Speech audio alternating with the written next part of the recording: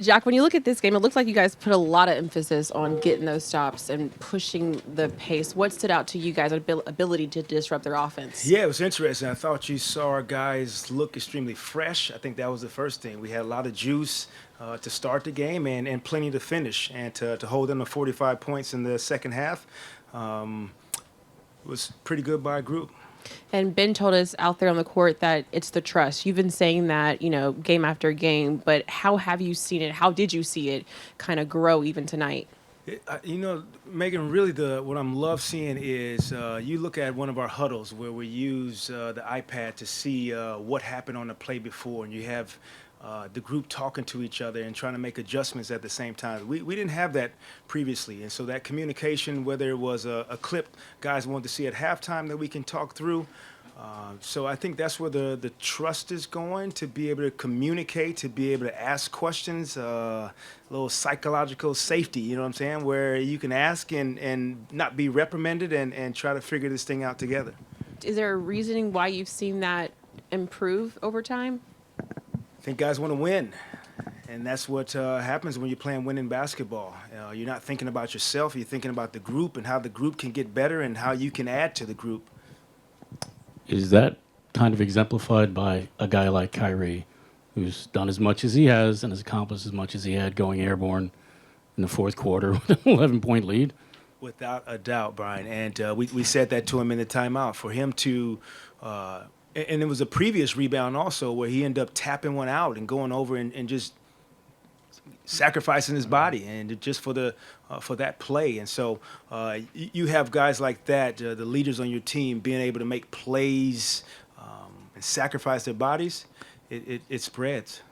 So many times earlier in the season, we'd be up here and you guys would shoot 50% and 40% from deep and free throw line, but you'd give up like a dozen, 15, 14 more shots.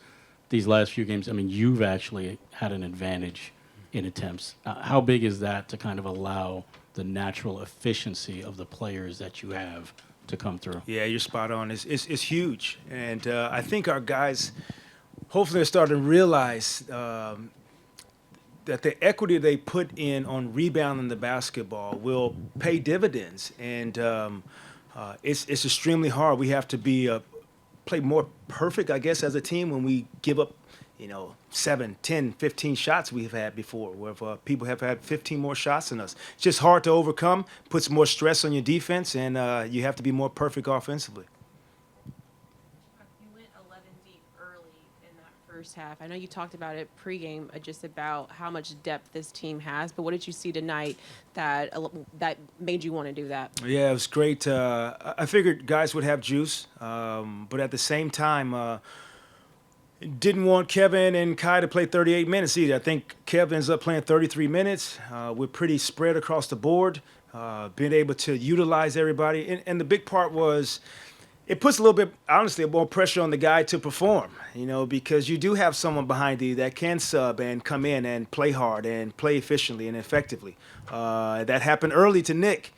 Quick exchange. We had a couple of defensive breakdowns, and we had someone to come in for him, and then he was able to come back in. So I like that it puts pressure on the guys to perform and holds them accountable, but we have some depth, and we're going to use it. Jacque, you mentioned the iPad during timeouts. How often do you use it? How often do you use it, and maybe what was the formula you've come up with to make it beneficial for your squad? Yeah, it's interesting. Guys just, obviously learn in different ways, and, sometimes you see it, and the way you see it, my college coach used to say the old eye in the sky don't lie, and when they see it on the iPad, it's the truth. And so we'll actually huddle around, pull the clip, be able to visually see it, how we can get better from it, what actually happened, not what you thought happened, and not have hurtful or harmful feelings. We're just trying to figure it out, which is good. And then we all see what Kevin does offensively, but from the coach's standpoint, what are some of the subtle things that he does that makes you guys so much better offensively lately? Well, his ability to attract attention. And for him to still attract all that attention, then at the end of the night, you look how efficient he is. And so his ability to garner double teams, to get to the rim for us when we need to. Just overall being able to be, at the end of the night, an efficient player.